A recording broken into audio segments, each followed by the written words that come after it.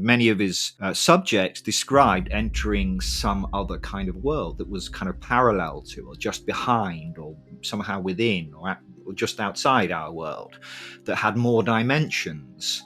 And then, being taken on tours of strange crafts by strange beings. One of his subjects is in his first book, Abduction, describes these small beings that literally bound around.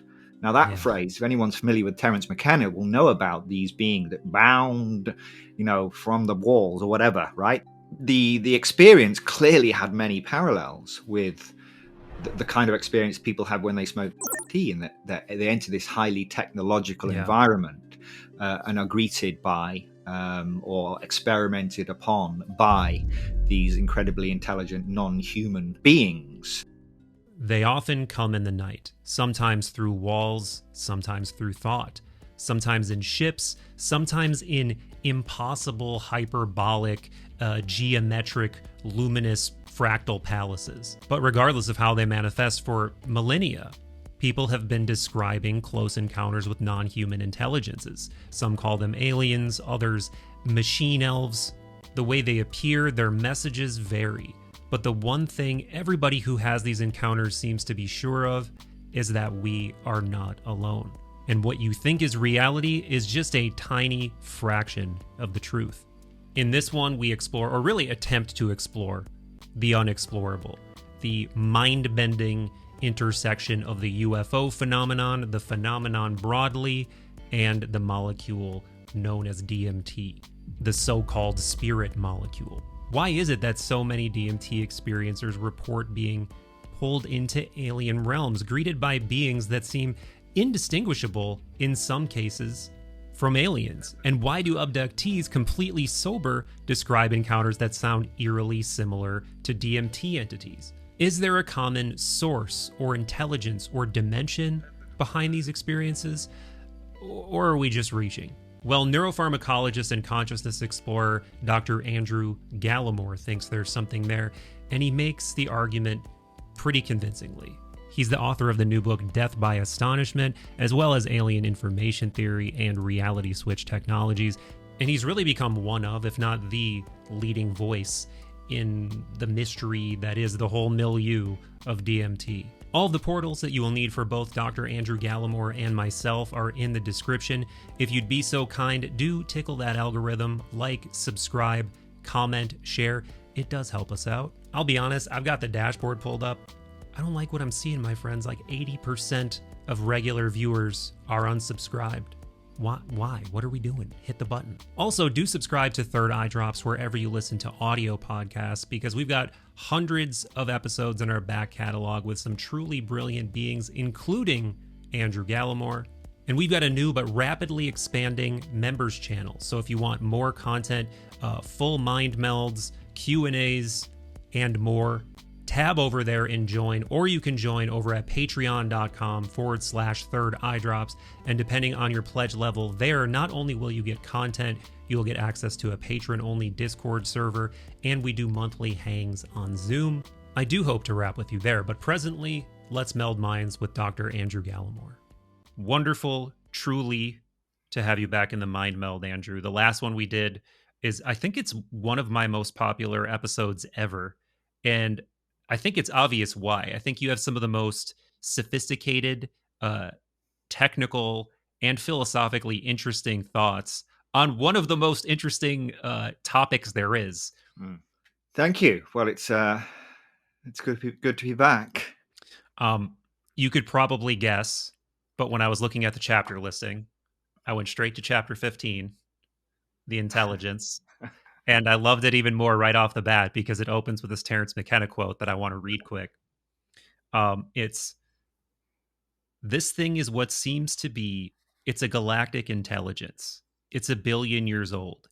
It's touched 10 million worlds. It knows the history of 150,000 civilizations. It's beyond the possibility of your conceiving it." And I really had to resist busting out the McKenna impression this early in the podcast. But yeah, that's just one, such a McKenna quote. And two, it comes reasonably close to capturing the uncapturable in trying to express what it's like to just be hit by the torrent of indescribable psychic input that you get from a heroic dose of something, or from you know the requisite number of puffs of DMT.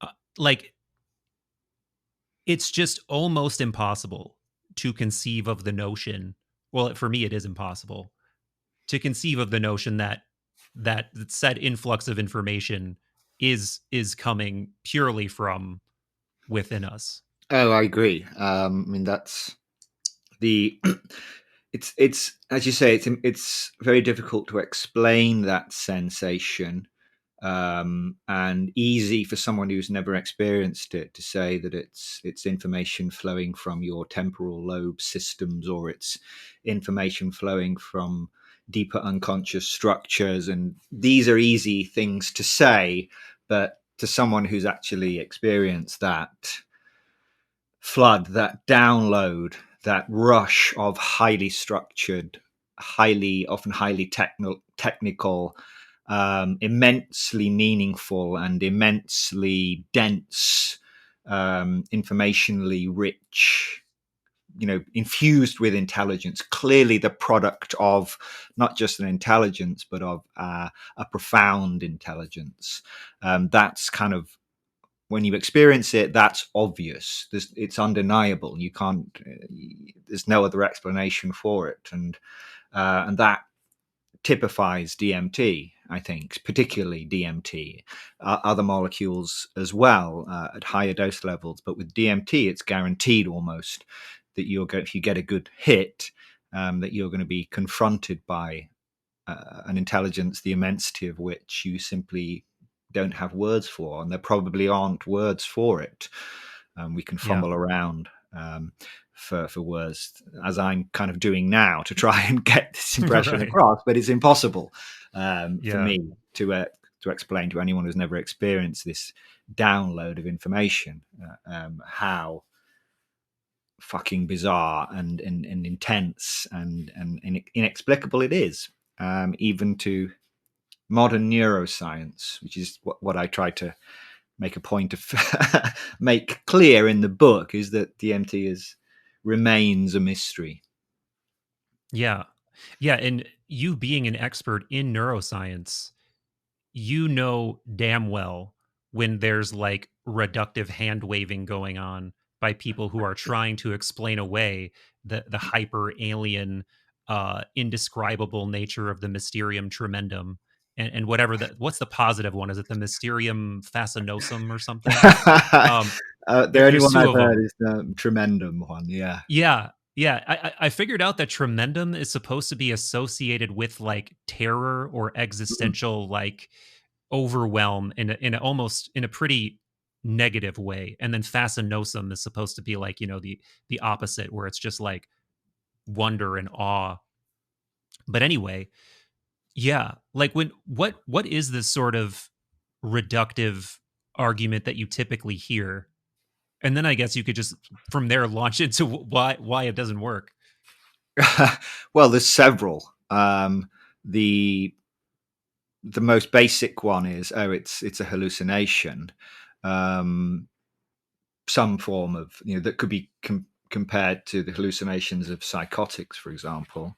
But that doesn't really work, as I go to great pains to show in the book. Um, Hallucinations are generally constructed from stored object models, stored memories. They're clearly products of the brain. Most Mhm. hallucinations, even in the most far gone of psychotics, tend to be pretty much indistinguishable from normal perceptions, in that they are of normal sized people doing normal things, and normal animals doing normal things. They might be, particularly threatening or something, but Mhm. generally they're not difficult to explain. Basically, we know the brain is very happy to construct object models, to construct your entire world, even in the absence of sensory inputs, as it does during dreaming, which is another so-called explanation that's been used, is that the DMT is like the dream state. But again, dreaming is just the brain constructing, using what it knows about how to construct the world in the absence of sensory inputs. And dreams, for the most part, are continuous with waking. They're not particularly difficult to explain. So-called bizarreness of dreaming is generally just limited to the kind of the instability of the dream state, because of this lack of sensory testing, because the brain is always using information, sensory inputs, to kind of stabilize its world model and keep it tuned to the environment. But as that is lost in the dream state becomes more labile and becomes more fluid and dynamic. But generally, there's nothing inexplicable about what people dream about. And dreams have been studied for, well, hundreds of years probably, and by kind of serious scientists, so to speak, at least for 100 years. So no one's clamoring and to kind of say that dreams are this great mystery. There's a lot we still don't know about them, but there's nothing that seems to challenge our model of reality about dreaming. I kind of am. I've had my mind kind of open to dreams in the last year or so, I would say, through one retreat I did at the Monroe Institute, but two, just some extremely, like, not necessarily psychedelic dreams, but dreams that were so incredibly real and seemed to be brimming with archetypal content that they left me like completely shaken for days. But I do take I totally agree on your larger point that, trying to reduce this alien information and all of the myriad of just inexplicable phenomenology that comes with a heroic dose of something or from a DMT experience, it just doesn't pass the muster to anyone with an open mind, I don't think. And someone who seemed to agree with you that I would not have thought of to put in this context that you do put in this context in the book is John Mack. And this is another person who is, just hyper aware of, what a hallucination is, what various neuroses are, and what the way that they portray themselves in the psyche are. And this is a person who was completely unable to accept that people's paranormal experiences, in his case UFO experiences, were anything but genuine in most cases. And then what's really interesting about him that I actually didn't know, admittedly, is that I didn't know he eventually kind of flips away completely from the nuts and bolts explanation of the UFO phenomenon and gets very interested in psychedelics and shamanism and psi and consciousness. And of course, there's just this giant overlap in the phenomenology of those experiences, UFO abduction experiences, and DMT, as you explore in the book. Yeah, I mean, Mack was a very important figure, not just in the alien abduction phenomenon, but also in how we think about it. He was a huge problem for those who were kind of wanted to dismiss the abduction experience as a hallucination, because Mack knows all about hallucinations. Mack was the head of the Harvard School of Psychiatry. I mean, this guy wasn't just some little league psychiatrist working in some small village or something. This guy was the top dog, basically. I remember I saw an interview with Mack before he died. Obviously, a stupid thing to say. I'd be more impressed if it was after. But it wasn't like a channeling. I saw an interview with Mack, and the interviewer said to him, he was quoting Carl Sagan, because everyone likes to bring in Carl Sagan, of course, because he's the epitome of rationality, and whatever he says is the absolute truth. And this guy said to John Mack, well, Carl Sagan says that these abductees, they're just hallucinating. And Mack simply replied, what the fuck does he know about hallucinations? Which is right, because that's that's true. It's easy for people to just, oh, I'll just pluck this word, hallucinations. I've Mhm. heard that, kind of understand basically what they are. Well, Mack really understood what hallucinations were and what they looked like. He'd seen countless patients having hallucinations. He knew what was a hallucination and what was seemed to be not a hallucination, when people were lying or when people were dreaming or whatever. And this clearly didn't look like that to him. So he slowly and very gradually and very cautiously began to take their ideas seriously. They weren't insane. They didn't exhibit the symptoms of any serious psychological abnormality. They were perfectly rational, just very, very traumatized people who were having these inexplicable experiences. And he assumed at first, as you were saying, that it was this nuts and bolts phenomenon, that these were beings that were flying into the, landing on in the garden or whatever, and sneaking into the bedroom and plucking them from their beds. But then he realized that actually it started to look like something very, very different. These experiences, as he called them, seemed to be entering some kind of alternate state of consciousness, or being induced Yeah. into some alternate state of consciousness. And many of his subjects described entering some other kind of world that was kind of parallel to, or just behind, or somehow within, or just outside our world, that had more dimensions than the normal waking world, and that was somehow subsumed. Our normal waking world was in some way subsumed by this other world, which was always there, but we couldn't see. And then, being taken on tours of strange crafts by strange beings, some of which, one of his subjects, which I also quote in the book, which is in his first book, Abduction, describes these small beings that literally bound around. Now, that Yeah. phrase, if anyone's familiar with Terence McKenna, will know about these beings that bound, from the walls or whatever, right? They come bounding in, right? That's so McKenna. Yeah. And these people were, this is long before, I'm sure, presumably these people, this was in the 80s and stuff. So the experience clearly had many parallels with the kind of experience people have when they smoke DMT, and that they enter this highly technological Yeah. environment and are greeted by or experimented upon by these incredibly intelligent non-human beings, and then they're brought safely back at the end of it. So Mack started to see, and I think it was, started to see that this was what he began to see as more like a spiritual phenomenon in some way, or certainly a metaphysical Yeah. phenomenon, and that couldn't be explained in its entirety in purely materialist terms. And I think this was kind of cemented when he met this guy called Bernardo. I think his name is Peixoto. I've just done the audiobook, so I should have that pronunciation Yeah. right.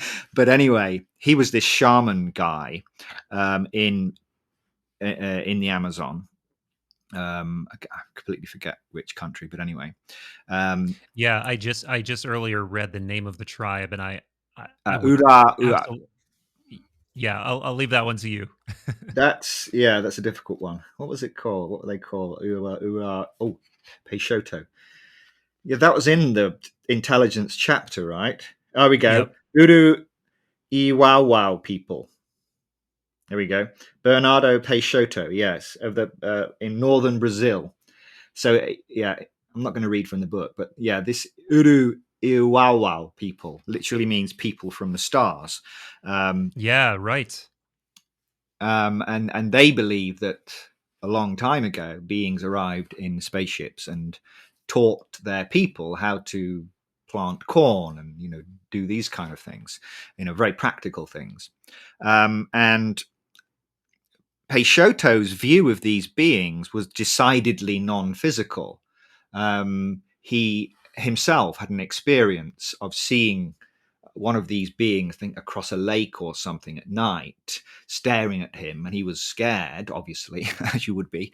And he asked them, where are you from? Where did you come from?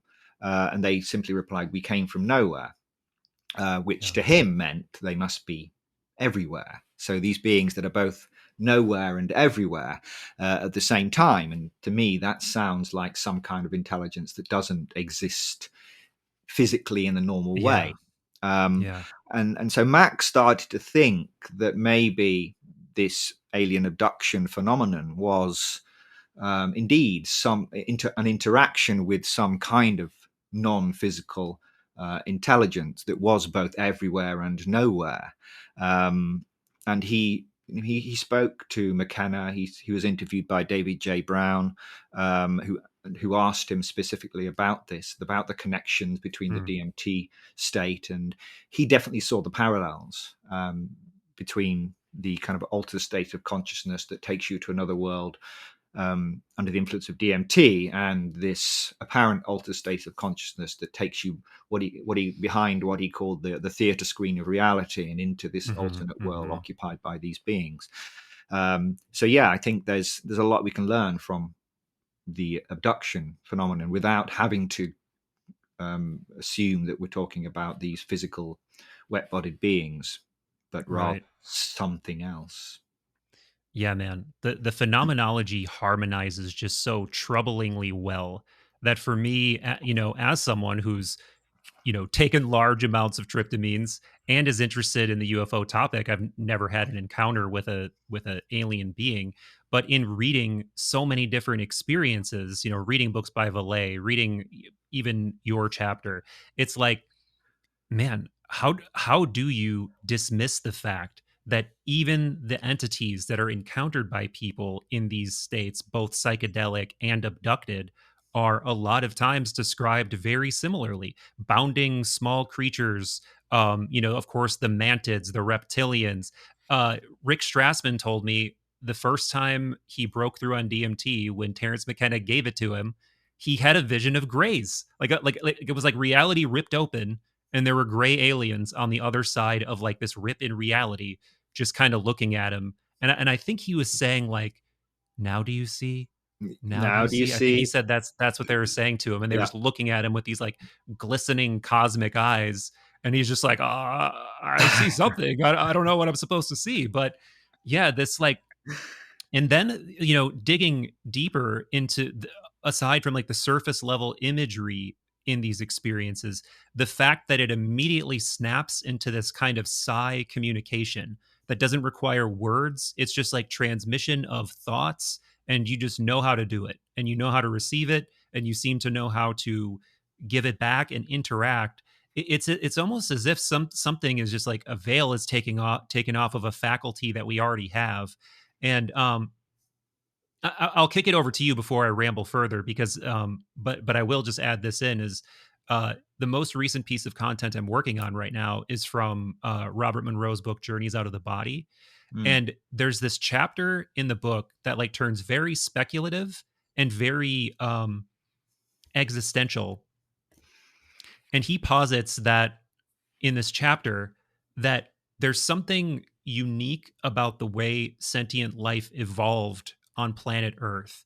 Like we have this psi capacity, just like all these other intelligent entities, but it's like vestigial in us or something, or it's like we don't know that we have it, and we somehow evolved away from it or something like that. And I think that is a plausible argument, because it does seem like it can just suddenly be snapped back on with the right molecular massaging or meditation or who knows what other methods.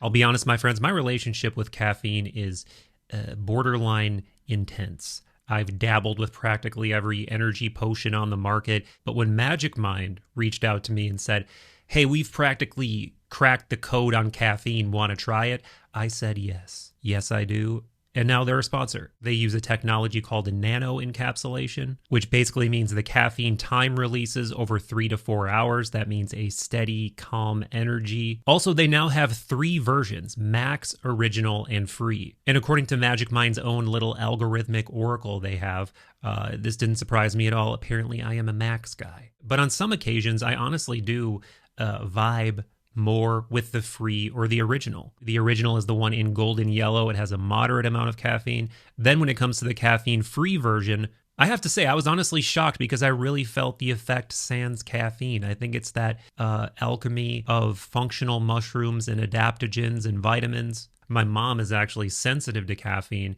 and she said the same thing. Magic Mind is actually running an insane deal right now, 60% off your first subscription purchase, but you must use our link, my friends, magicmind.com/third eye 60 and coupon code third eye 60. And by the way, it's risk free. There's a 100% money back guarantee if you don't enjoy them. No questions asked. So you have nothing to lose except your brain fog and your caffeine induced anxiety sweats. Yeah, a few points. So in terms of first of all, in terms of the kind of entities that are encountered, and the similarity in that so many people experience the same types of beings. You said the small, giggling, mischievous, elf-like beings that aren't really elves in the classical sense, as we would see them on a Christmas card or something, but have that jovial quality, but clearly non-human, clearly non-animal. To these insect-like beings, i.e., insectoid, which generally are highly technological, advanced, and intelligent, and generally seem more senior, through to reptilians, and then beings that simply defy description. The most common explanation that you hear now is that these are archetypes, and in one of the chapters of the book, The Anatomy of a Machine Elf, I break down this idea. The idea that archetypes are quintessentially human structures. These are embedded, inherited patterns that come from our evolutionary past that allow us to respond to and interact with living creatures in the environment in an instinctive way.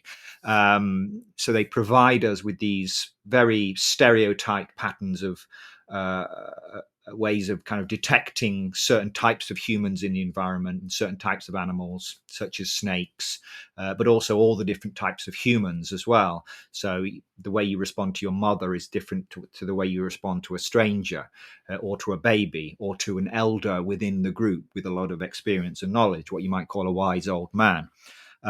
These are not difficult to explain neurologically, assuming we try and keep our foundation within neuroscience and evolutionary neurobiology. Then the archetypes kind of fall out of the evolution of humans, but they're not. They're nothing more than these inherited instinctive ways of responding to certain types of humans and other animals in the environment. They don't provide imagery. It's one of the great misconceptions that the archetypes are images. They're not images. The archetype, even Jung never said that the archetypes were images, and he often denied that they were images, as did many of his contemporary commentators. The archetypes can give rise to images generated by the cortex, but these are only images that your brain knows how to construct or has learned how to construct. So if my mother archetype is activated, for example, which is my inherited way of responding to my mother, wanting to be close to my mother, being distressed in the absence of my mother. These are the inherited patterns, my way of responding to my mother. If that archetype is activated, these subcortical inherited neural patterns of connectivity are activated, then I might see an image of my mother, because it becomes intimately connected to the kind of the world that my brain has learned to construct. But the archetypes, they're not an explanation for machine elves. They're not even an explanation for insectoid beings, although we probably do carry insect archetypes that allow us to detect and respond to insects in the environment. They don't provide the imagery. So the Jungian model, now that we can connect it, because Jung, of course, was operating long before we had this detailed understanding of the neurobiology, we can kind of explain Jungian archetypes with a completely neurological foundation without having to kind of give it carte blanche, give the collective unconscious and the archetypes carte blanche to explain anything. It's in the book I describe the collective unconscious like a magician's hat from which you can pull any type of otherwise inexplicable experiential or psychological phenomena. You can say, oh, Hmm. that's the collective unconscious, that those are the Yeah. archetypes. But when you actually dig down and analyze it and deconstruct exactly what the archetypes are, you find that they are very limited in what they can explain. They can explain some types of phenomena, but they can't explain, in my opinion, these highly super intelligent, high technologically advanced, non-human, non-animal beings that have no relationship to humanity at all, either now or Right. any time in our history. So the archetypes really can't help us here. Um, so it remains, in my opinion, very much an open question of why, when you perturb your brain with this simple molecule, you might be able to explain certain types of imagery. You might even be able to explain the induction of a dreamlike state, and even the appearance of other humans or other animals, because that's what the brain naturally tries to do. Is it likes to construct models of humans, it likes to construct models of animals, as it does in the dream state. People dream about dogs and cats if they live in the West. If they live in the Amazon, they dream about snakes. They dream about jaguars, and they dream about fish and piranhas and things, right? Your dream state, the beings you meet in your dreams, the beings your brain wants to construct, tend to be the kind of beings your brain interacts with during normal waking life. So why, when you perturb it with DMT, does it suddenly start, almost, Yeah. just suddenly start constructing these entirely non-human, non-animal beings that don't communicate with the normal mode of communication that humans have had for a long time, which is speech? Why does it suddenly start constructing beings that only communicate via telepathy, as you said? This is an Yeah. entirely non-human, apparently, way of communication. So why would it default to that rather than defaulting to simply speaking, as you do in dreams? You speak to people in dreams generally. So yeah, I do think there's certainly something extremely strange going on, something that's not easy to explain going on. I was speaking to what's his name, Andres Emilson. You know him, the Qualia Research Uh, Institute. I don't think Andres, so. yeah. So he did a kind of very popular video called "The Hyperbolic Geometry of the DMT Space" a few years ago. He's very interested in the Mm. mathematics Yeah. of the DMT space and the kind of the geometric structure and the topological structure, and whether we might try to understand what that means about the nature of the experience. But anyway, he was showing me this cool animation that he'd done, which visualizes on a 2D screen the rotation of a 4-dimensional object. So it contains all the points of a 4-dimensional object, but projected onto a 2D screen. So when you look at it, it's completely inexplicable, or it doesn't make any Right. sense. It just looks like dots moving around. Your brain can't make sense. This is a 4D object. But apparently, when you smoke DMT and you look at this Mm. object, your brain suddenly recognizes that this is a 4D object, and you start seeing it in 4D. I don't know what that experience would be like. I've not tried that experiment, but I'd like to. Yeah. He said that it feels like when it snaps into this 4D object, it feels like. Do you remember that Ram Dass quote where he says that dying is like taking off a tight shoe? Yes. It's like you're kind of relaxing into the 4D space. It's like I'm back, and it feels. He said, it feels very perfectly natural, as if in normal waking life we're kind of folded and compressed into this 3-dimensional form, this 3-dimensional structure. Our world is compressed into this 3-dimensional form. With DMT, it kind of relaxes out. And there is a sense, certainly, of familiarity and of returning home, as if DMT feels like a homecoming, even though it's fucking bizarre, beyond description. It's still, there's this sense of, I'm back. And they often welcome you back. There's often a party and there's bells ringing and lights flashing and stuff. But yeah, I think going back to your telepathy point there, it does feel overall like the DMT space is intimately connected to us in a way that we simply Yeah. don't understand. So what do you think if you think that there's something fundamentally different about dreaming, something and that's more explainable, more reducible to the brain, what are your thoughts on whatever is going on with abductees who are on the natch? Do you think that it could be an endogenous DMT thing? Do you think it could still be uh, some external agency interacting with the brain in a Mm. way that makes it feel as though, um, I mean, just that makes it feel alien, I guess. And when you were talking about archetypes too, I have so many thoughts because I think Jung cloaked his true feelings to a degree to seem more academically square for a lot of his Mm. career. And then when you read the Red Book and you get into his later writings, it's clear he was like extremely esoteric, very Gnostic adjacent.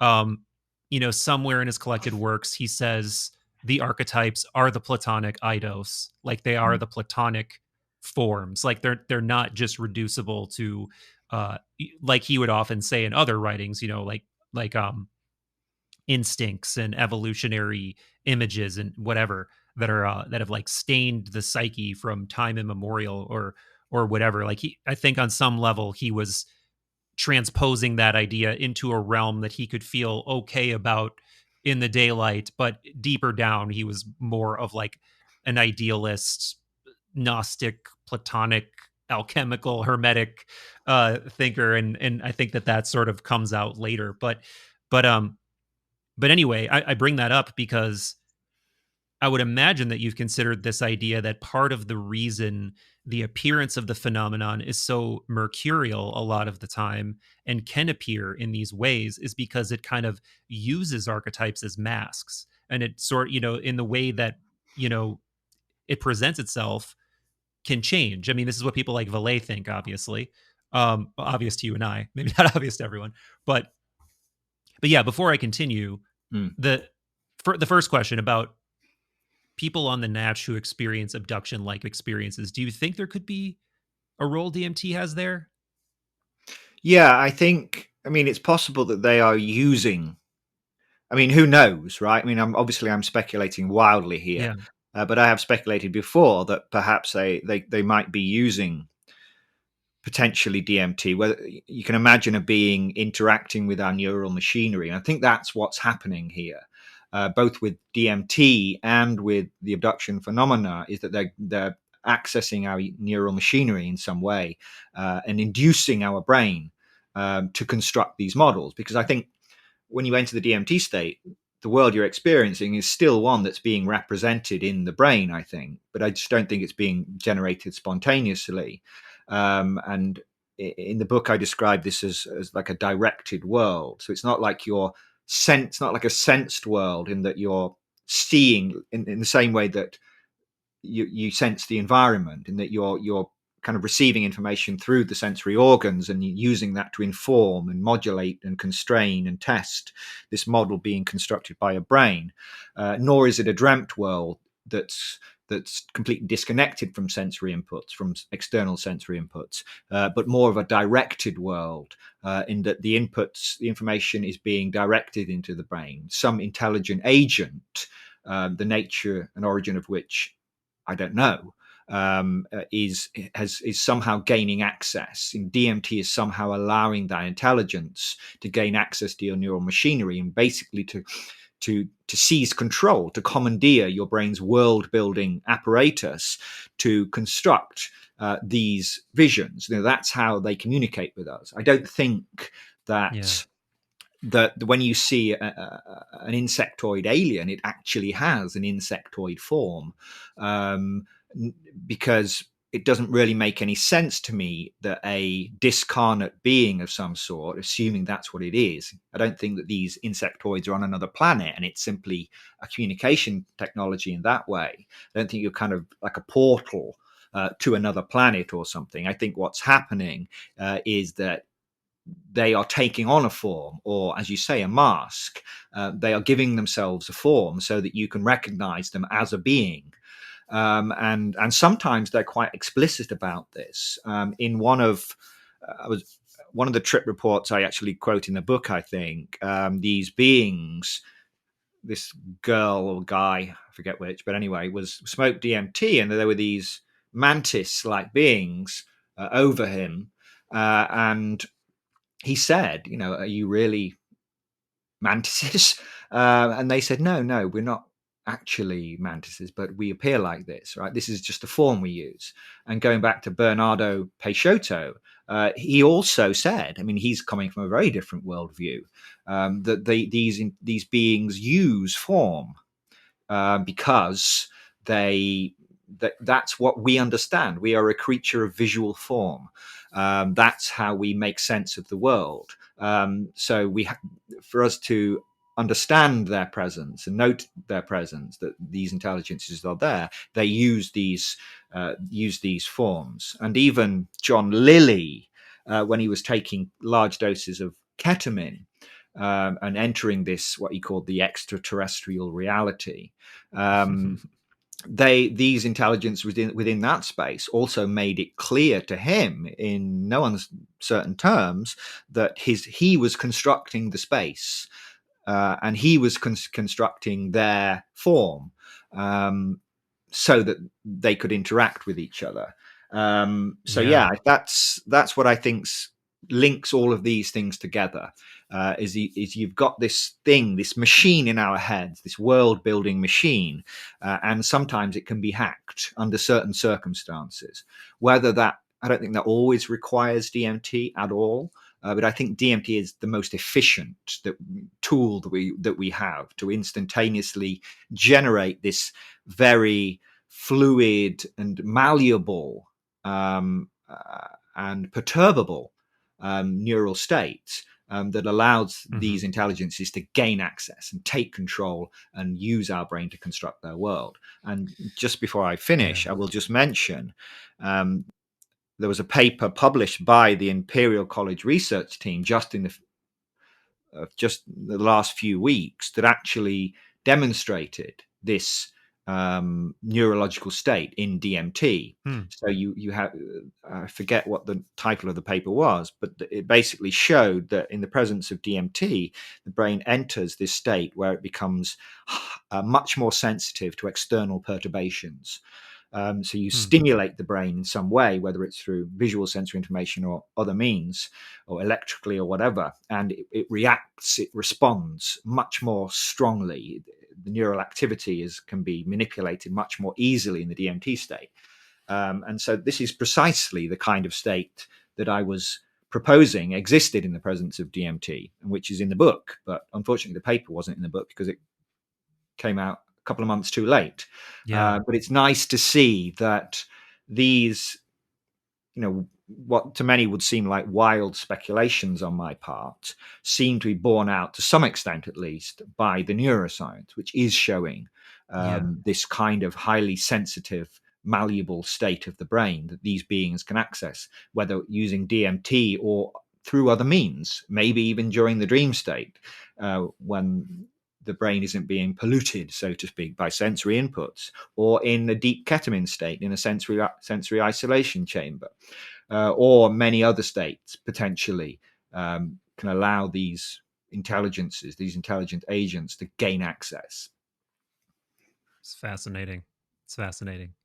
This is about the time in the podcast that all the evangelical Christians start writing demons in the comments. But two things. I want to linger on Lilly because there's an interesting connection to him and Valet I never thought about until just now.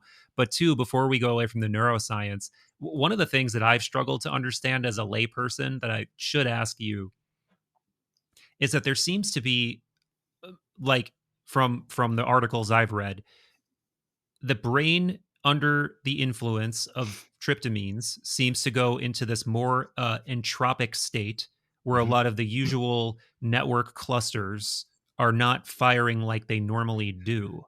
And Yeah. that's led a lot of people to, make the assumption that, look, maybe, it's clearly, if the brain was hallucinating, you'd be seeing the brain going crazy with all kinds of activity. That's not what we see. um so first, is DMT the same in that respect as other tryptamines, or is what happens in the brain on a DMT trip different?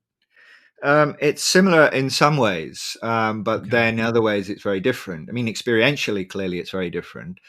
So how do we reconcile the differences? So yeah, so when kind of in broad terms, when a psychedelic, when a tryptamine psychedelic or other types of psychedelics enter the brain, they stimulate certain populations of neurons by binding to these particular receptors. They make the neurons more sensitive, more excitable. They allow information to start flowing between certain areas of the brain much more easily. And so overall, the brain enters this, as I said, this more fluid and dynamic state. When you Yeah. you observe that on in an MRI machine, for example, you will see this highly structured and highly ordered patterns of neural activity start to break down, and the whole the neural activity becomes more fluid and dynamic and effectively more apparently random. And this is where the whole entropic brain, Robin Carhart Harris's Mm. entropic brain hypothesis came from. And that kind of makes sense. And it's to some extent explains many of the effects of psychedelics. This loosening up of the world itself that you experience often becomes more fluid and dynamic, less stable, less predictable. Objects seem to lose their identity or morph. The brain is basically losing control over its world model. And so you go from this state of order to this state of disorder. The brain is nudged towards the chaotic realm. So Carhart Harris describes it as a nudge towards criticality. So that you have this, the brain is always trying to strike this balance between order and disorder, what we call the Mm. edge of chaos, which is where complexity Wow. arises. And too ordered, and information just simply can't be processed, right? The world becomes perfectly stable and sort of crystallized, and that's not useful. If you want a world that's kind of keeping up with all of the dynamic processes unfolding in the environment, you want a world that can respond to and rapidly change in response to sensory inputs. So it can't be too stable. At the same time, if it's too unstable, then the world just becomes completely fluid and dynamic and doesn't function as a model of the environment anymore. Mm. So you need to strike that balance. And the brain does that very well by tuning the strength of the connections between its neurons, as well as tuning the excitability of individual neurons. What psychedelics do is they nudge the brain towards the chaotic realm, but not into the chaotic realm, towards this point of criticality, as it's called, where you lose order and kind of are tossed into the chaotic realm. And so you go from order to disorder. Now, that shift towards disorder explains many of the effects of psychedelics. Um, as I said, this more disordered world, it seems to match the experience of people under the influence of psychedelics. But with DMT, something stranger seems to happen. It seems to Yeah. transcend that. You go from order to disorder, but then you collapse into an entirely new order, Yeah. which is this alternate world model. The DMT world is not disordered. It's not entropic. It is highly ordered. It is highly coherent. Has massive structural, dynamic, and narrative complexity that is bewildering and baffling and confounding all at the same time, and awe-inspiring. So that I think is something that is very difficult to explain. It's Yeah. like the brain has found a new channel. Other psychedelics at normal doses tend to kind of nudge the dial out of tune, perhaps, maps. But with DMT, it's like finding a new channel on the TV set, but then discovering that the antenna has been disconnected. And you're like, where Mm. did this channel come from? Why does the brain know how to construct these entirely non-human alien realities filled with these intelligent beings that have no relationship to the normal waking world that you've left behind? Yeah. So I think, but there are, going back to the neuroscience, the neuroimaging, there are some very tantalizing results, not just this most recent study that I just described, but in a study a few years ago, they actually measured the flow of electrical activity through the brain, the flow of these waves. You have these, when sensory information through the eyes enters the brain, it enters the brain through the back, and you have these what are called forward flowing waves, which represent, in predictive processing terms, we don't have to go into, they represent these error signals flowing up the cortex from the lowest levels at the back of the brain towards the higher levels. And then you experience, you can also measure waves flowing in the opposite direction. So there's this balance of waves. When you have your eyes open, the signal is dominated by waves flowing from the back to the front. So this flow of sensory information into the brain, basically. And way back in, well, I say way back, but what kind of way back now, in the 90s, Jordi Reba, Jordi Reba, who sadly passed away, but he was one of the most prominent ayahuasca researchers. And he noticed that when he put an EEG headset on his subjects and gave them ayahuasca, even when their eyes were closed, he noticed that there was a stronger influence on of the electrodes at the back of the brain over those at the front, again suggesting that information was flowing, even though they had their eyes closed. Information was flowing from the lower sensory cortices, in the normal way, as if they were viewing some other world. And the Yeah. Imperial College team, quite a few years later, did much more sophisticated EEG experiments and actually showed that the closed eye DMT state was effectively indistinguishable from the normal open eyes waking state, Wow. suggesting, they could see the information flowing Yeah. from the back of the brain, right? And the question is, why? First of all, Well, why is the brain apparently yeah. processing sensory information even though the eyes are closed?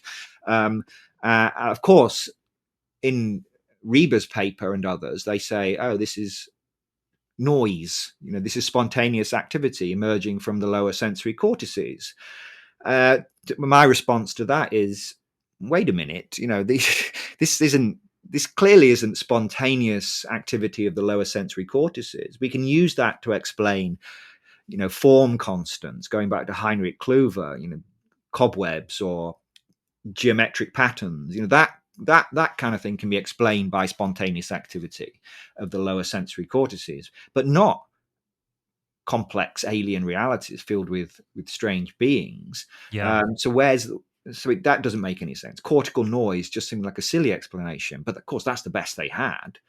They couldn't say, or maybe this is sensory information from some Yeah. intelligent alien intelligence, or something like that. So, but that, to me, that seems again like more evidence that we're not seeing dreams, we're not seeing hallucinations, we're not seeing memories. That sometimes happens when the brain the cortex becomes more fluid and dynamic. It actually starts to lose control over information flowing from the temporal lobes, and so you get the flood of memories. You get these kind of reliving of past experiences that people often have been describing for decades under high doses of LSD, for example, where people relive past experiences, Yeah. going back to their childhood, for example. That can be explained. Simply the brain is losing control of the flow of information from these hippocampal temporal lobe memory systems.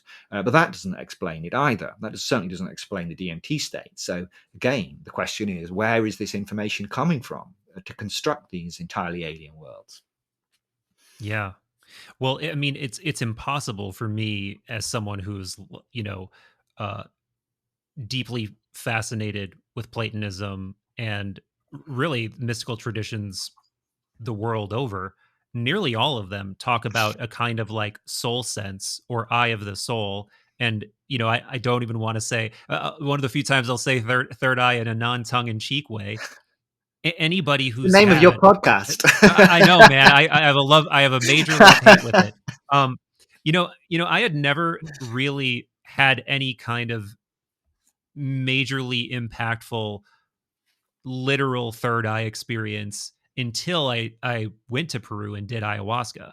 And on my most impactful night of those 5 sessions, I kept literally for the only time in my life this has ever happened. I mean, I was having insanely vivid mind's eye visuals, and this was the only night that I wasn't in some kind of like lower astral hell realm of just, deep uh torment. Like every night was really really challenging, but then the third night I broke through to this much more luminous, intelligent in presence of something that felt like it was giving me like the teaching, kind of guru presence. And during that period of time, Andrew, the only time in my life this has ever happened, I kept feeling like there was something on my head, like right in the center of my head, and I kept Mm. brushing it away like, what is on my head? And then I started laughing to myself. I'm like, is this the fucking third eye? Like, is this what this is? And you saying that, that this study, this neuroimaging study on ayahuasca has very sight-like behaviors in the brain, like that's very interesting.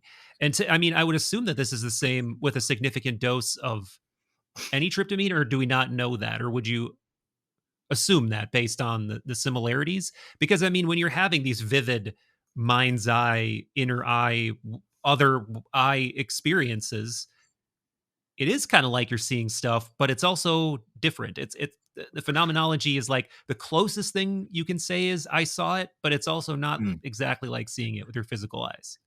Yeah, I think firstly, I think with other tryptamines, I don't think we know. I don't think experiments have been done that this particular looking at these traveling waves that's been done with DMT. I'd like to see it being done with other tryptamines. I'd expect you would. I'd hope that you don't see it. That would be really cool Oh, really? if you did. Hmm. Well, it would. I mean, because that would like there would be like incontrovertible evidence that DMT was doing something very different. If you didn't see this flow of activity from the lower sensory cortices under, psilocybin, for example, at a normal dose or LSD, but I expect you might, because I do expect that you do get spontaneous activity in the lower sensory cortices. And we know, as I said, mentioned Heinrich Kluver, who developed these form constants back in the middle of the early 20th century now. This was all done with mescaline. We know that when you stimulate the cortex or when you release the lower sensory cortices, that you do get these spontaneous patterns emerging. And so I expect you'd see some kind of flow of information from the back. But whether it's much stronger with DMT, I don't know. But clearly, this isn't just form constants. But yes, it clearly is. Like seeing with your eyes shut. You're observing. It's often described with DMT that it's not like a drug. It's more like an observation. It feels more like a Ooh, technology. yeah. That you've simply your reality channel has been switched to another channel, and you're observing this world that's been going on before you arrived and will continue to do so long after you've left. It may well have been going on for trillions of years before our universe popped into existence, right? So you have to ask, and certainly this is not a modern experience. This is an experience that countless people have been having for millennia, for a long period of time. And of course, there are going to be models and developed to explain this that are connected to your particular worldview. And so the whole third eye concept and um, whatever else, accessing the spirit realm or the astral plane or whatever. Of course, these are how people are going to frame these things, and I don't dismiss them. It's just that it's coming from their particular worldview. But it used to be easy to dismiss these kind of experiences as the irrational and magical beliefs of the uncivilized, basically. Or Right. now in modern era, we just call them, mystical woo-woo types or whatever. They're very easy to Hmm. dismiss, by most people at least. But I think now with DMT, we have this tool that is not easy to dismiss, and that we can study, and we can dismiss other arguments, and we can deconstruct and analyze alternative explanations for DMT, and find that our explanations are left wanting, and that we need to reach into territory that others might fear to reach into for fear of ridicule or being cast out of the scientific community, Right. or whatever that is. But I think, I was just looking rudely while you were talking, trying to focus on you and focus on my book. But there was towards the end of the book, I won't go into too much detail. I can't find it, but anyway, a Scottish anthropologist called Peter Gow. He was studying, I think they were called the Peoda people. But anyway, this was an indigenous group in Amazonia that used ayahuasca. And they describe, seeing these beings that they call Kaiglu, which Hmm. literally means the ones who cause visions to be seen. Wow. They understood these people. They obviously didn't understand the neuroscience at all, but they understood implicitly that they weren't seeing the beings themselves, but they were somehow interacting with beings which were causing their visions to be seen. In other words, in my kind of modern neuroscientific parlance, beings that are directing their visions, beings that are interacting with their cortical world building machinery, to show them the visions that they want them to see. So this idea, that you're interacting with beings that are everywhere and nowhere, that don't have a form that could be faithfully represented in visual forms, are interacting with our brains in some way and manipulating our neural machinery. I'm certainly not the first person to think of that, although I couch it in entirely Yeah. different terminology. It's going back, Lily's beings told him the same thing. Right. Peixoto Yeah. understood that, and going clearly, these indigenous peoples who had no understanding of the neuroscience understood, that was going on. So it all starts to click into place, and you start to It does. get closer, at Yeah. least. We at least seem to be approaching in the general direction of a broad understanding of what's going on. And of course, this is going to connect to, demons and spirits and stuff, because what's the difference between a discarnate, intelligence that kind of exists in some other place, in some other weird non-physical form, and a spirit? Are we Yeah. just using different words to describe the same thing? Or a demon or a jinn? That's what people always Yeah. tell me. It's the jinns. The machine elves are the jinns. I don't know. Maybe they are. I don't really know much about jinns. I don't think it would help me to read the Quran, take on this particularly, because we seem to be just talking about some other kind of discarnate intelligence that we normally can't see. Okay. So we were derailed by technology. Um, do you recall where you were, or I can launch into something as well. What was I saying? I was talking about the Piora people. Yes. I kind of got to the end of it. Yeah. The ones who make us see, or The one who who who caused visions to be seen. Yes. Yeah, yeah. Yeah. And before I was saying I wanted to go back to Valet and Lily, because they have a very similar idea that whatever this is, it's something like a technology, or there is something like a hyper advanced technology involved with some kind of added variable that we don't understand that has something to do with consciousness. And Valet seems to think that it evolves along with our concepts and our technology and our culture. And Mm. and I don't know if he exactly settles on this idea, but it's almost like it shows us something that evokes further progress in some kind of indirect way. It's not like it's just, providing some new benchmark, like become like me or something like that.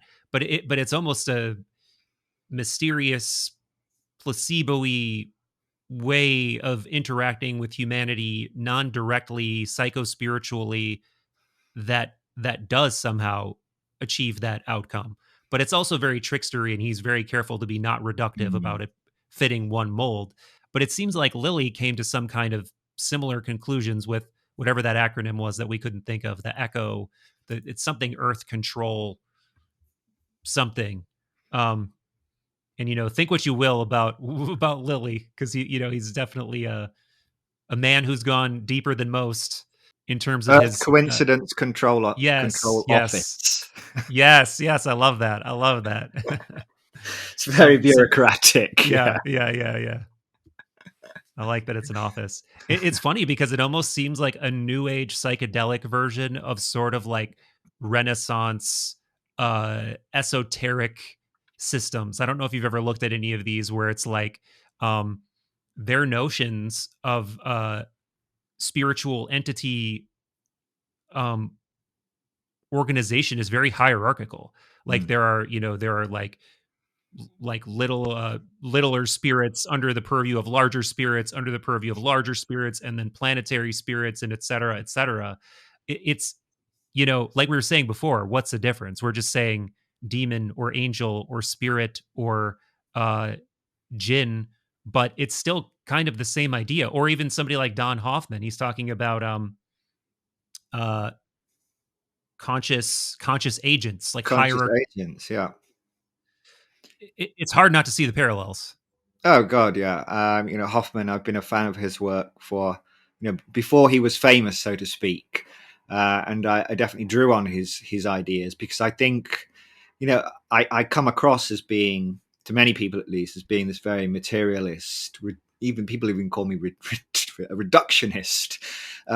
In that I do, which is kind of ridiculous, but you can kind of understand it in that I do focus on neural machinery and try to a lot of that is basically just trying to convince people that these things aren't easy to explain.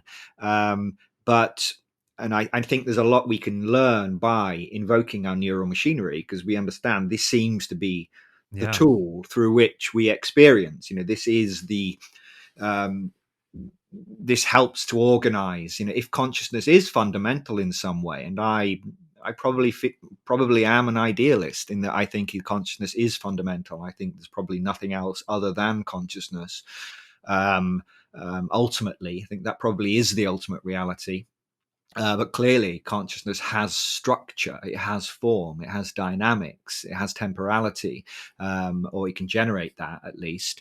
And clearly, this thing in our heads, which is in consciousness, part of consciousness, a fragment of consciousness, whatever, clearly is central to that. So I don't think I'm a materialist at all at heart, although I do um, describe and discuss these things through the lens. I hate that word, but through the lens of neuroscience. That's how you say it these days, right? Um, but I'm not actually a materialist at all. And I think that these intelligences that we are interacting with, and I really do lean towards that position now that we are interacting with some kind of intelligence, understand all of that, no doubt Yeah. about it. And they understand that they can use our brains, whether for to benefit us or use the word trickstery, and I think that's very important. It's a very important word.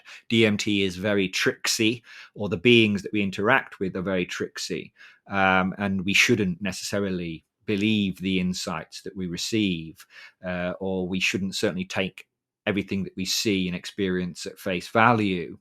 That can, I think, lead us into very dangerous territory where we think we've got a handle on the truth. We think we've got a handle Mhm. on reality, whereas in fact we are being guided or misguided towards some end, and you can't help but feel.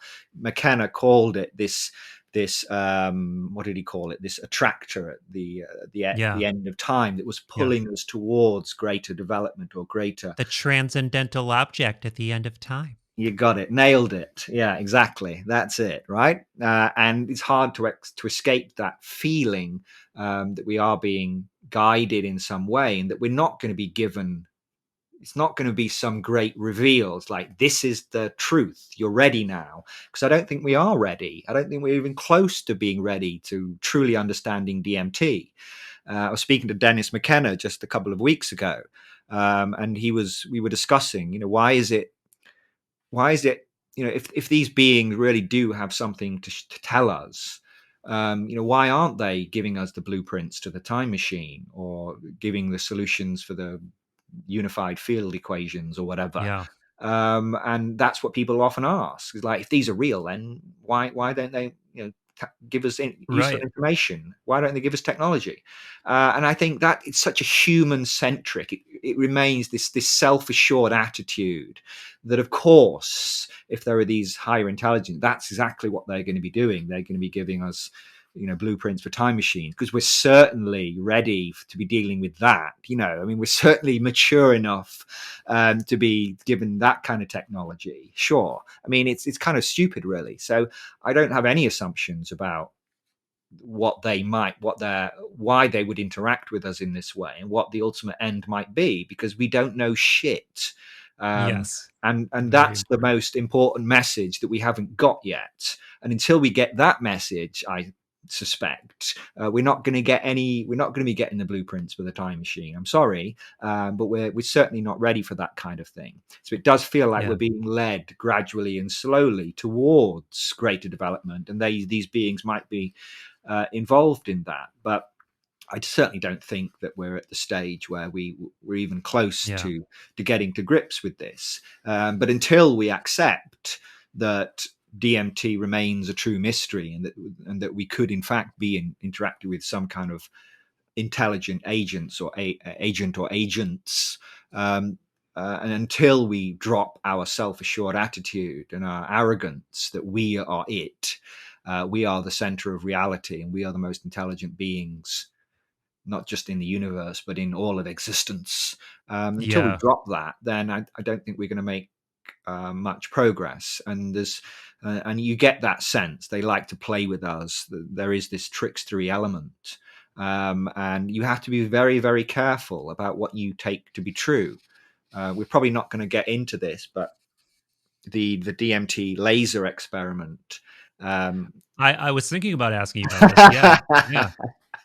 I asked Alexander Biner about it, and he actually brought you up as like, yeah, this is such an interesting rabbit hole. But before we go here, can yeah, I say something about the previous, sure. the why don't they reveal it? Why don't they show us? Why don't they do this?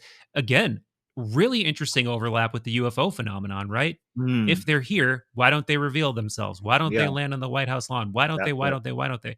And Yeah. another thing that reminds me of is, if again, if you look at the world's spiritual traditions, there are some really interesting analogs. There's yidam deity yoga in the Tibetan tradition, where it's like you literally are trying to like channel this archetypal being to be like instantiate itself in you.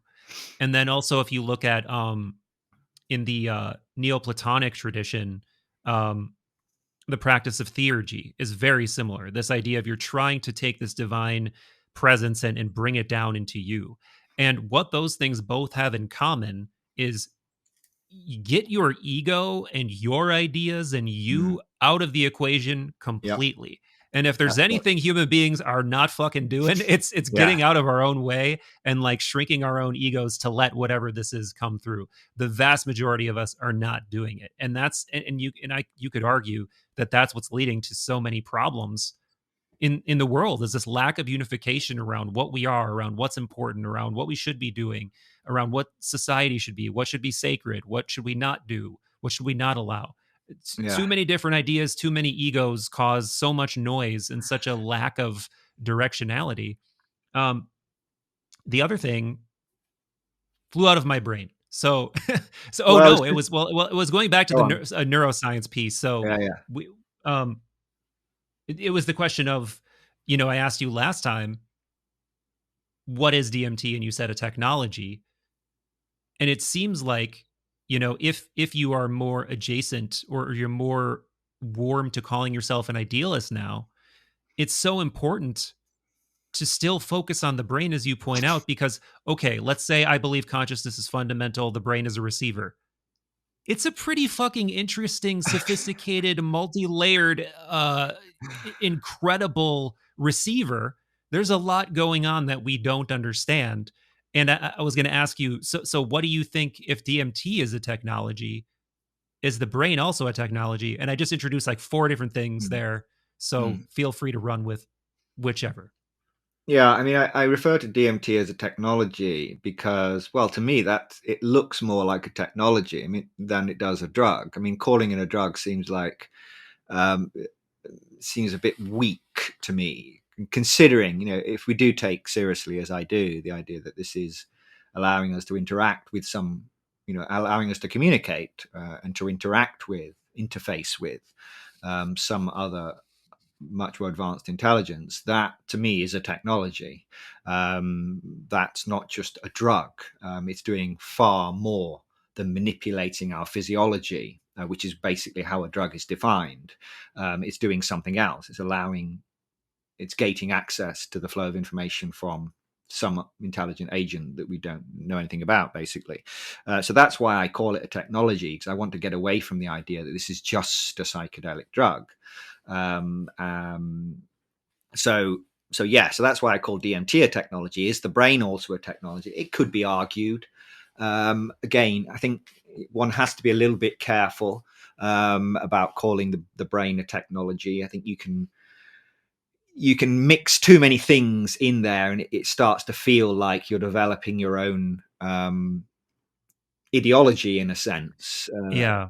It And it starts kind of to feel a bit harkens. too sci-fi. Yeah, I was going to say, it kind of harkens back to this reductionist idea of the brain as a computer, the brain is just like a machine, and that's Mm. not what I meant to evoke by suggesting that. But Yeah, I mean, I would say that the brain is. I mean, if consciousness is fundamental, then the brain is simply a pattern of consciousness as well. So it's not like the brain is simply receiving consciousness. The brain is That's what I think people often think about, that idea, is that the brain is a physical object, but it's receiving consciousness. I don't think that's the case. I think if consciousness is fundamental, the brain is simply a local pattern of, it's a highly mm, complex local pattern, emergent. The brain is not a machine. The brain emerges, emerges through several layers. It has emergent properties, complex emergent properties at every level, from the subcellular level all the way through to the neuronal level and through to the level of the brain itself.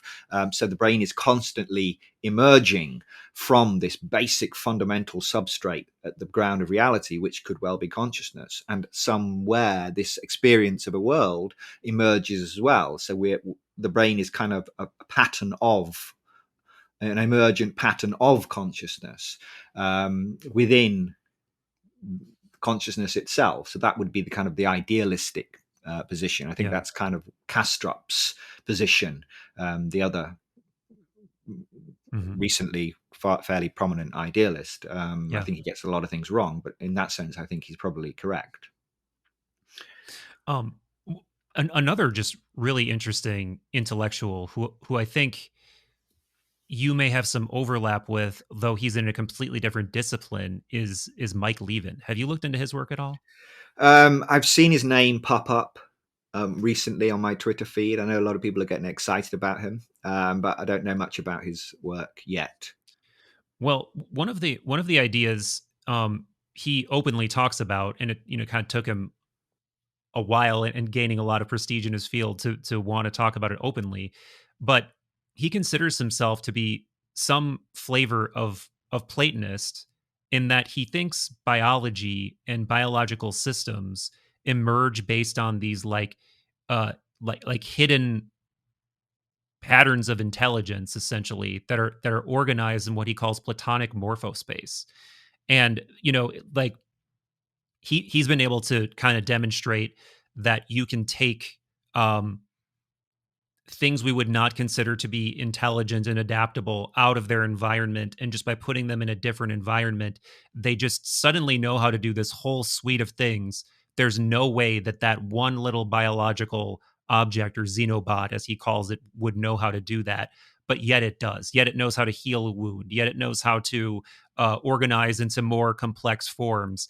And you have to ask yourself the question of, like, if it doesn't know that, where is it getting this information, and where is this space that this information is like being downloaded from, or something like that. And it's hard not to think that perhaps what's happening with DMT, what's happening probably with other psychedelic substances too, is that we may be getting a view into whatever that space is, where it's related to biology, it's related to the world, it's interpenetrating the world, but it's somehow different. And we normally don't have the ability to perceive it, but it, presents itself. And the relationship between the two is very foggy, but it just occurred to me to ask you about him. So um, Yeah, I make of mean, I that what don't you know will. enough about his work to comment, but clearly, lots of people from diverse backgrounds are triangulating on similar ideas to try and explain the great mystery of who we are and the nature of reality and our relationship to reality.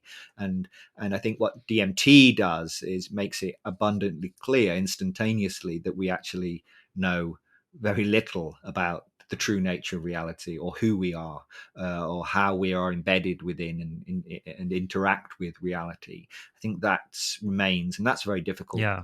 message to accept for us, because we listen to people like Brian Greene and Michio Kaku. Is it Kaku? Yeah. Yeah. Yeah, It's Kaku. Yeah. Japanese. You should be able to. I forget. Yeah, Michio Kaku. You're right. Yeah, I should know that. Could be Kako, but anyway. Yeah, and they speak. We've got it all worked out. Through the power of thought, we've, what was that Brian Greene quote? Just through the power of thought, we've been able to peer back to a brief moment after the beginning of the universe. And it's like, wow, these guys are so smart. They've got it all worked out. Yeah. And I love to give, or Lawrence Krauss or whatever, a good hit of DMT, and say, yeah, now tell me what you Yes. think about reality, Yeah. because If it's you're going to be a not big shock. epistemically humble, if you're not epistemically humble, that's a great way to humble yourself. Any of these Exactly. substances. Yeah. Um, there's this idea in the UFO community that if you believe the lore, that we have recovered objects, that seem to be of non-human origin. One of the questions people ask is, well, if they're so advanced, why do they crash? And some people say, well, maybe they don't crash. They're sort of given as a kind of like competency test to see Mm. where we are. And I've never thought of DMT like that, but it almost seems like that, doesn't it? It almost seems like a molecular competency test that you can reveal new layers of every time humanity goes up a layer of understanding. But then there's like still more, and there's still more, and there's still more. Um, so I guess the question it begs is, how do you think, is it even solvable from a human perspective? And if not, how do we even like make progress? Like, it will science get us there? Do we need to think in terms of like the reverse Kardashev scale that you propose in Mm. your book? Like, what are your thoughts? Because that is an interesting concept in and of itself, by the way. Yeah, I mean, regards the competency test, this is something I wrote about in Alien Information Theory, my first book, and it does seem like um, you have this molecule that's ubiquitous in nature, that's everywhere. Terence McKenna always said nature is drenched in DMT, and he's right. It's in pretty much probably all plants if you bother to look for it. Some obviously more than others, but it is bizarre and uncanny and slightly unnerving that you have this very simple molecule that's made in plants, that's made by humans, is a part of mammalian physiology as much as it is a part of plant physiology. The simplest, the most common, by far the most common naturally occurring psychedelic on Earth, that just happens to be the most efficient reality channel switch. This just happens to gain access to this hyper-technological realm filled with advanced intelligent beings. That in itself is unnerving and makes you think, is it there for a purpose? Is that not just a coincidence?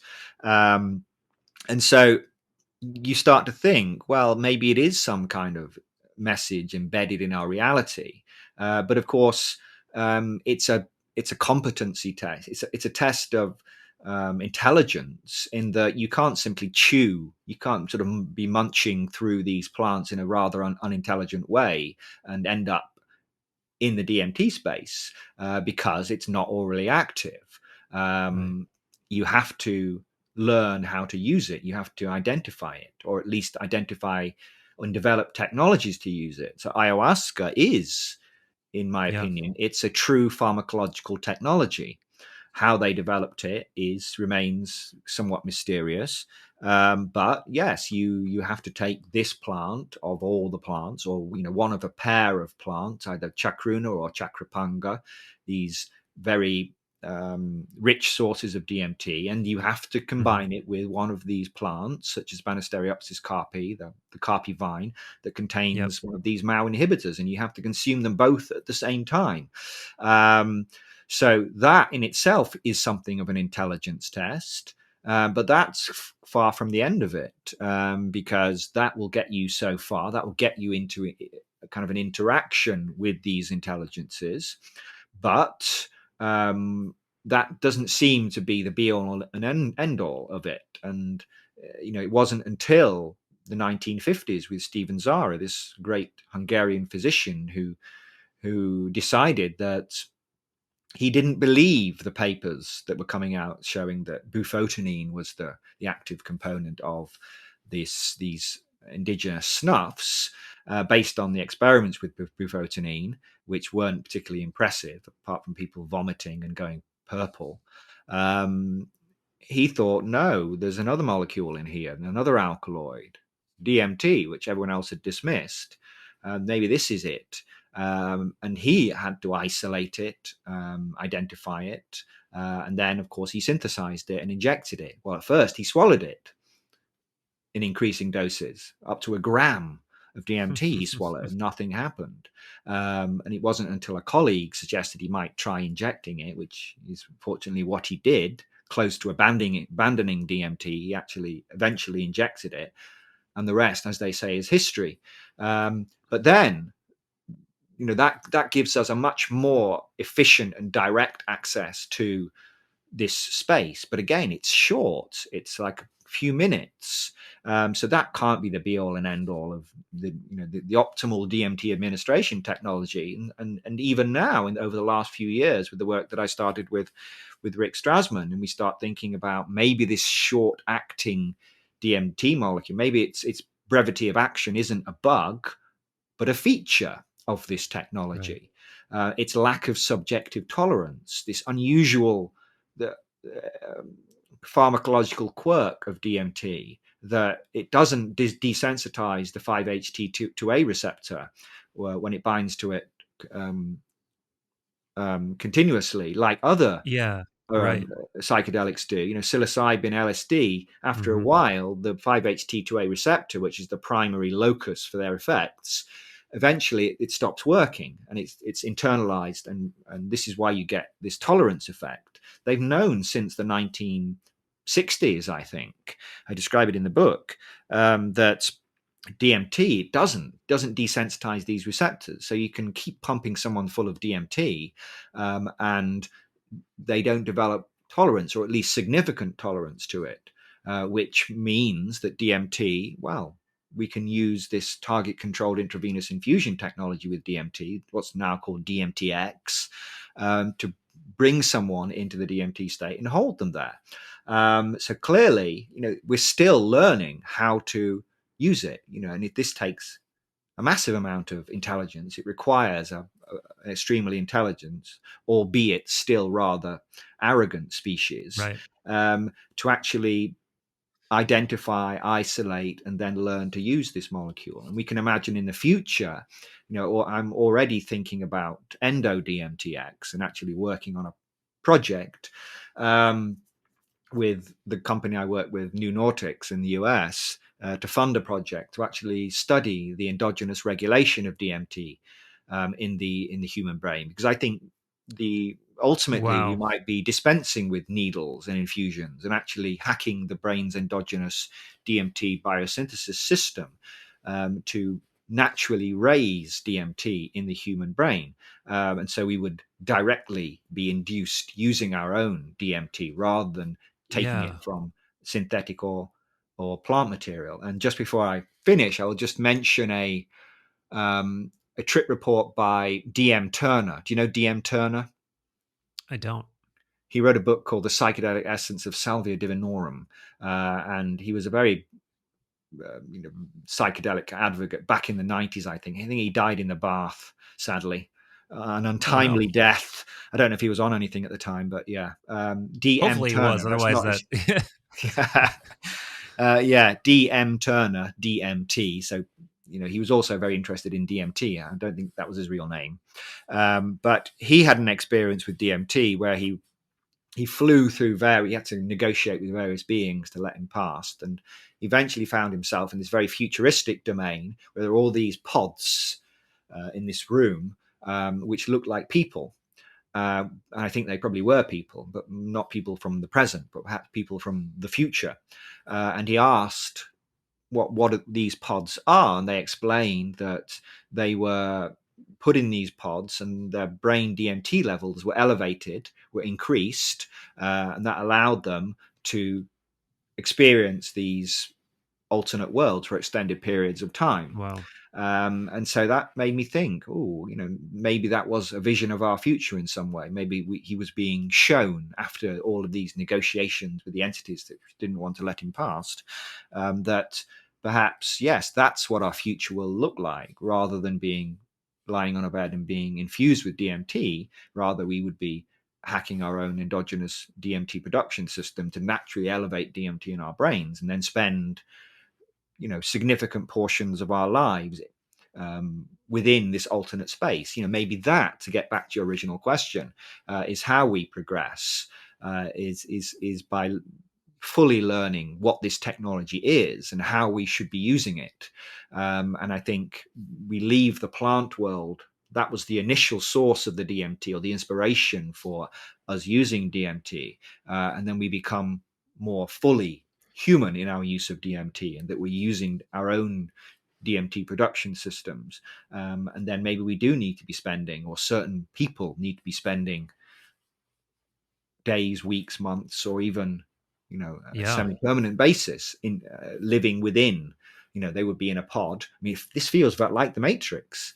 Of course it does, but it feels also like a natural progression. It feels like a natural progression of from where we are now to where we're going to be in the future. And so we might It's actually like a forget that we were ever human. utopian matrix. Right. And once you're in this space for weeks or years at a time, you might forget that you were ever human. You might lose the concept of humanity entirely, and that would be your entire existence, would be in the DMT space. Whereas in fact, your so-called physical body is within this pod, which then makes you think, well, maybe we're in some other pod now. I don't know. Yeah. Yeah. Yeah.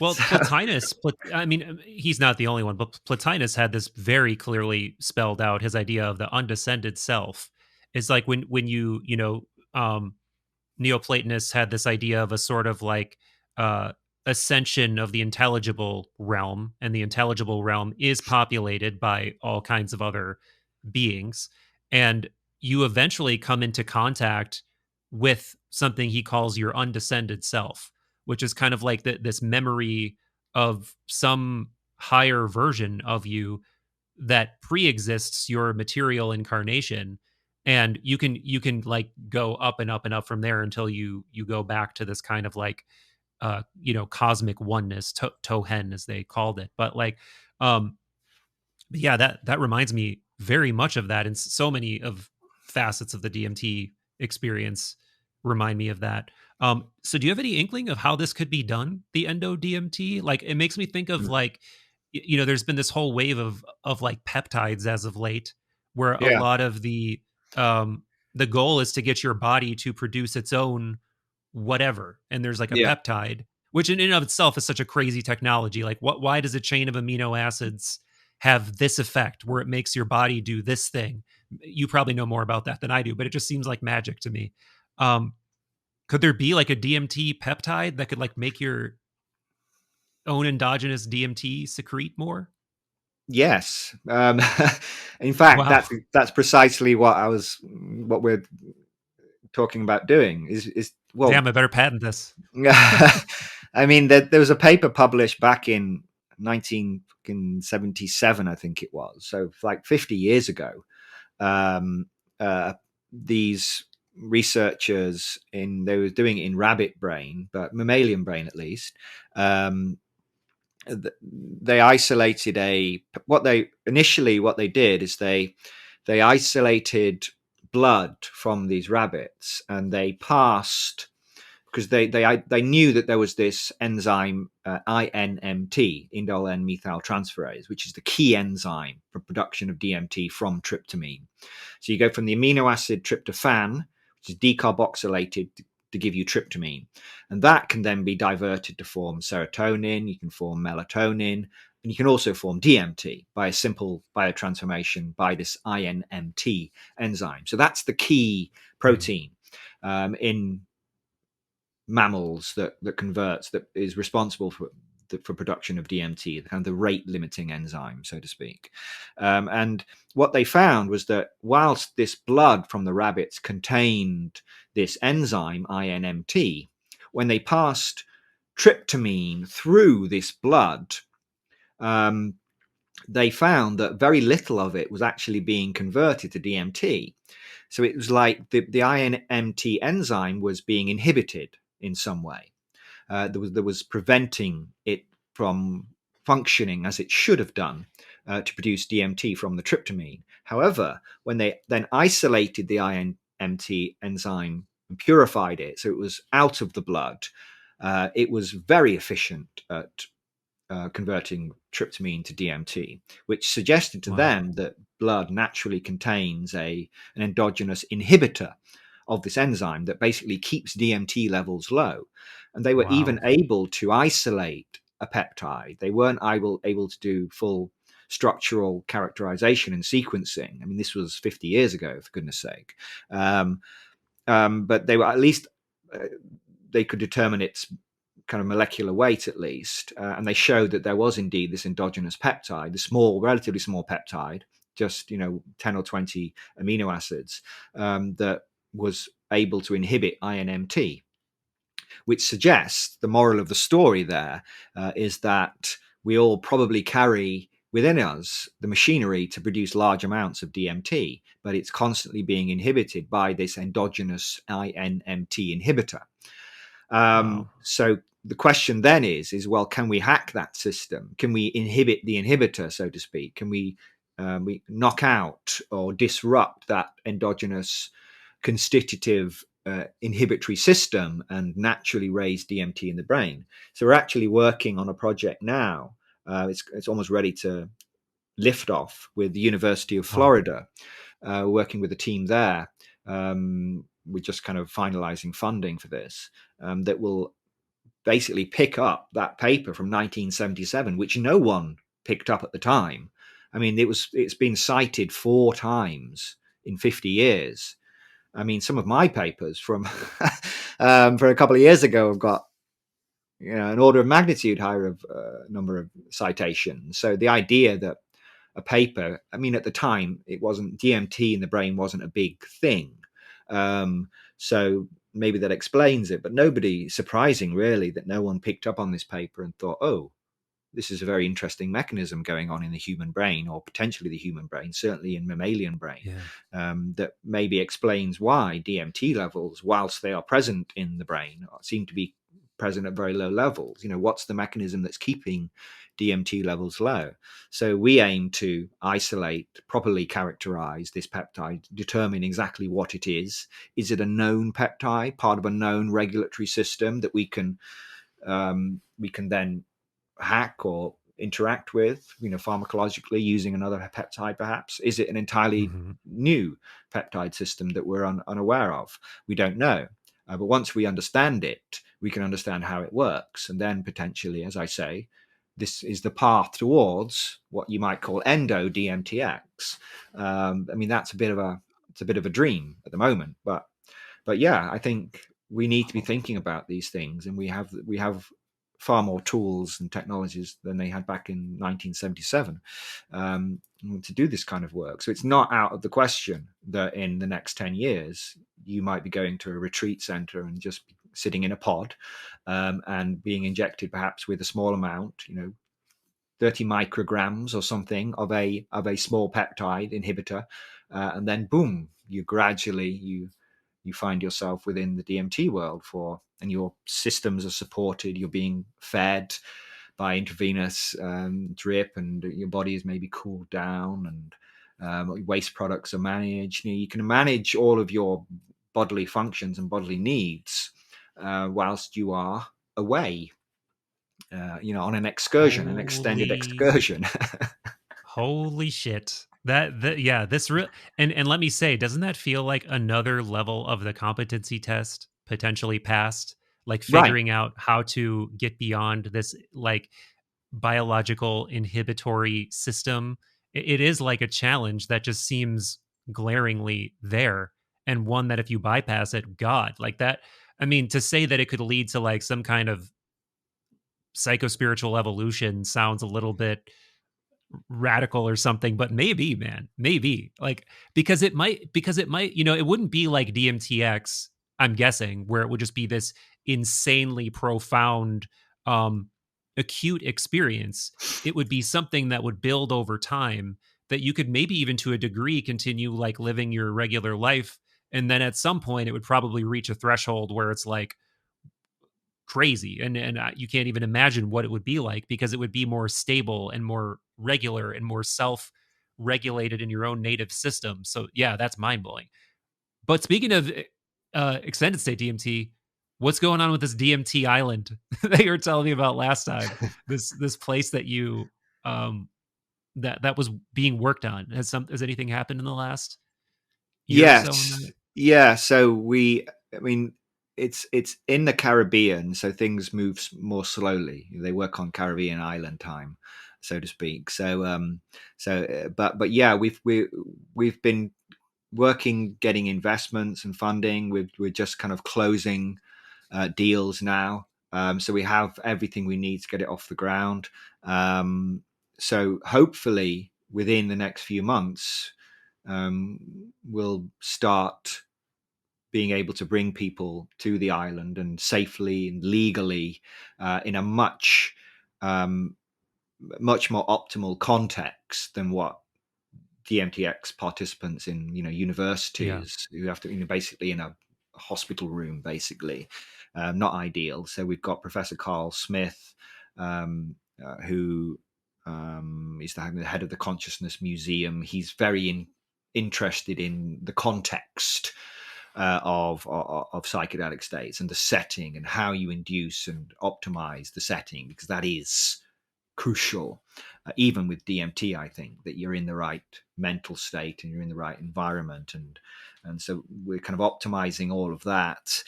People can already sign if they go to elucismind.com, ELEUSIS mind.com.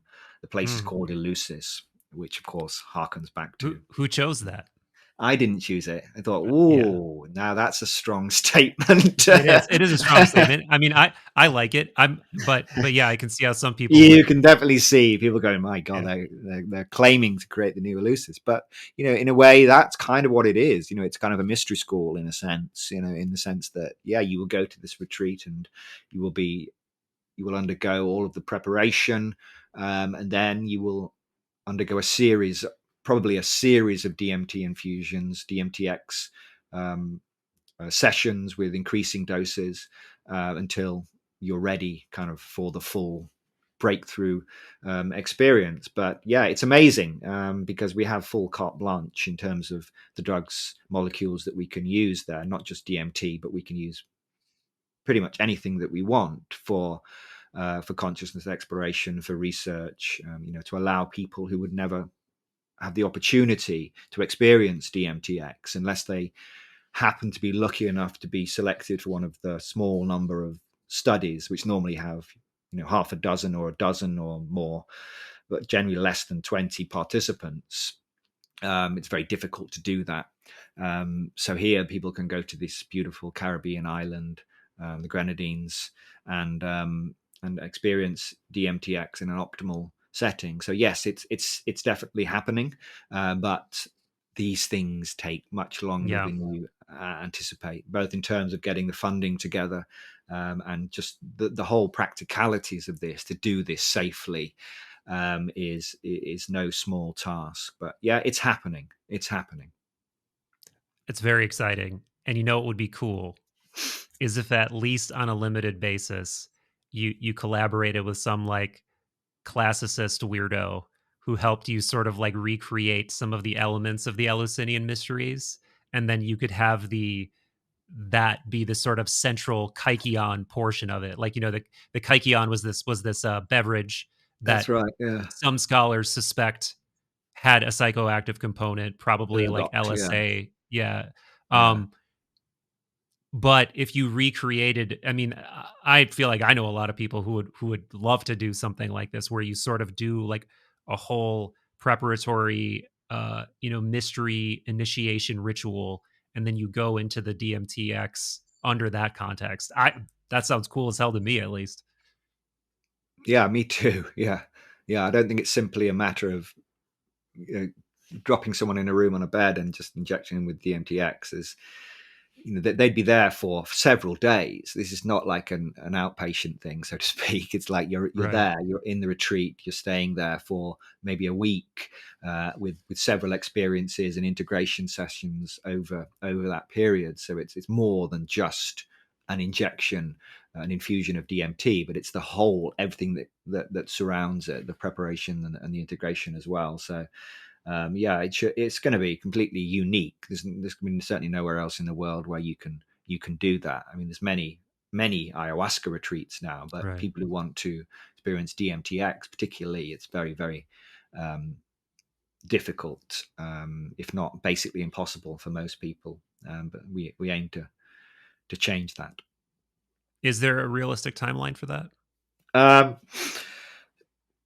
we always give timelines, and then they end Yeah. up being, but we expect. I mean, we're finalising agreements with because we're working with the government in the Grenadines, or at least the Eleusis company are working with the government in the Grenadines to finalise all of this stuff. We have the rights, the permissions, the licenses to do this, but getting everything set up with the property and all that stuff and securing all the investments, that's what takes time, and that's Mhm. not my thing. So I don't really get involved. I get involved as a scientific consultant, so to speak, but when it comes to the business side and the technicalities and the legal side, and there's lawyers and people in Yeah. suits, that kind of thing.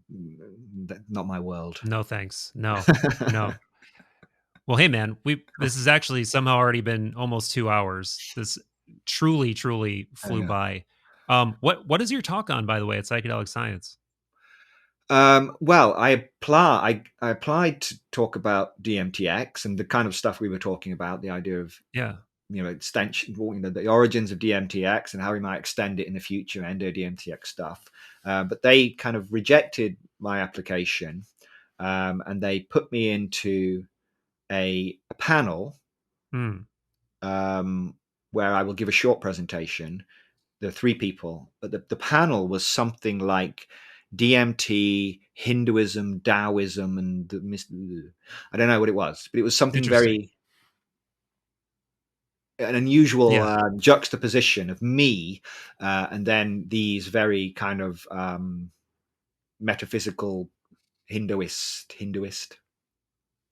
Anyway, yeah, Taoist kind of people. Yeah.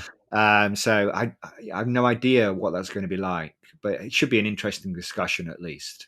So that's on the Yeah. Wednesday at 4:30, somewhere in that sprawling place of psychedelic science. Yes.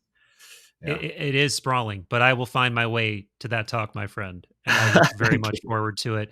And I'll try to raise my hand and ask some super batshit crazy questions, and just Excellent. throw some kind of a McKennian novelty wrench into the whole thing. Great. Well, thanks for doing it, man. Congrats on the new book. It's amazing. Oh yeah, I should mention the Um, book, right? yes, yeah, of course. Yes. Death by And I Astonishment. will, yeah, Yeah. and I will too. And look at that, There we double go. death by astonishment squared. Confronting the mystery of the world's strangest drug. Yes. So the history, the science, the mystery, how science has struggled to get to grips with the enigma of DMT, and how it, how we might in the future learn to use it properly, that kind of thing. So yes, if you're interested in DMT, this is the book to buy, available for pre-order now, published by And if you're Macmillan. not, Yeah. what are you doing here 2 hours into this conversation? But always a joy, my friend. Look forward to seeing you Thank you. in Denver.